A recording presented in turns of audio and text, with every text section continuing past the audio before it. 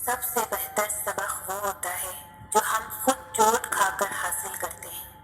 کتابوں اور مشاہدوں سے انسان سیکھتا ضرور ہے، مگر جو بات خود تکلیف سہ کر سمجھ میں آتی ہے وہ کوئی دوسرا نہیں سمجھا سکتا۔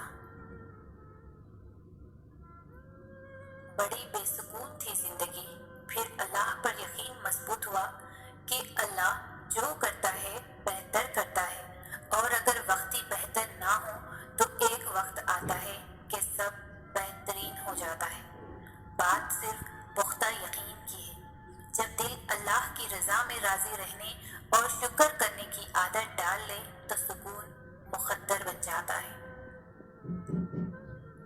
پتہ ہے زندگی کب مشکل ہوتی ہے؟ جب ہم اللہ کے مقرر کیے گئے وقت پر اپنی مرضی کی ٹائمنگ سیٹ کرنا چاہتے ہیں۔ جس دن ہم نے اس بات کو ایکسپٹ کر لیا اسی دن زندگی بدل جائے گی، سکون مل جائے گا، یقین آ جائے گا۔ بہتر ہے اس بات کو سمجھ لیا جائے، ورنہ ہمارے چاہنے یا نہ چاہنے سے وقت اور حالات نہیں بدل سکتے، بدلتے تبھی ہیں جب اللہ چاہتا ہے۔ فجر اور تہجد خاموش نمازیں ہیں، ان میں بہائے گئے آنسوؤں کی پکار صرف اللہ دیکھتا ہے اور سنتا ہے۔ تبھی تو ان میں مانگی گئی دعائیں اثر رکھتی ہیں، تبھی تو ان کو ادا کرنے کے بعد انسان کا دل سکون سے بھر جاتا ہے۔ کچھ دروازے یا کچھ راہیں جب اللہ بند کر دیتا ہے تو ہمیں لگتا ہے جیسے وہ ہمیں سزا دے رہا ہے، ہماری دعا نہیں سن رہا، جو ہمیں چاہیے وہ نہیں سمجھ رہا۔ جبکہ کچھ راستے ہماری ہی بہتری کے لیے بند کیے جاتے ہیں، کیونکہ آگے جا کر ان سے ہمیں زیادہ تکلیف ملتی ہے۔ یہ سزا نہیں ہے، بلکہ یہ تو اللہ کی محبت ہے، حفاظت ہے، کیونکہ وہ ہمیں مسلسل تکلیف میں نہیں دیکھ سکتا۔ ہمارے فیصلے ہماری چاہت کے مطابق ہوتے ہیں، جبکہ اس کے فیصلے ہماری بہتری اور ضرورت کے مطابق ہوتے ہیں۔ لیکن ہم یہ بات اکثر بھول جاتے ہیں، وہ سنتا بھی ہے، وہ جانتا بھی ہے، دیتا بھی ہے، ہر بات کا علم ہے اللہ کو، اور انسان تو بس ایک کچا منصوبہ ساز ہے۔ تم خود کو خود ہی تکلیف میں رکھتے ہو، ورنہ وہ تو بڑا مہربان ہے۔ بد نصیبی صرف چیز کے نہ ملنے کو نہیں کہتے، بلکہ بد نصیب تو وہ ہوتا ہے جس کو اللہ آنکھ سے نوازتا تو ہے مگر بینائی چھین لیتا ہے۔ اور جانتے ہو کس چیز کی بینائی؟ اللہ کو دیکھنے کی بینائی۔ اور کچھ کو وہ زبان تو دیتا ہے، مگر اچھے الفاظ بولنے سے وہ ساری عمر خاسر رہتے ہیں، کیونکہ کچھ لوگوں کا وجود اس کانٹے کی مانند ہوتا ہے جو پھول کے ساتھ رہ کر بھی ہمیشہ چبھتا ہے۔ ایسے ہی وہ کچھ لوگوں کو دل تو دیتا ہے مگر احساس چھین لیتا ہے، اور پھر وہ پتھر کے بن جاتے ہیں۔ انہیں پھر بس اپنا آپ دکھائی دیتا ہے، دوسروں کے جذبات اور احساسات کو وہ کبھی خاطر میں نہیں لاتے۔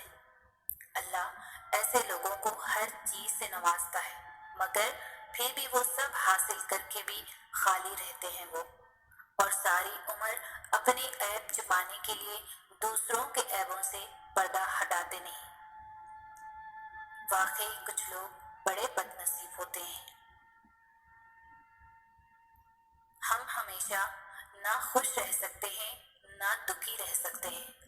اگر خوشی مسلسل ہماری زندگی کا حصہ بنی رہے تو کبھی نہ کبھی پھر بھی بے سکونی ہونے لگتی ہے۔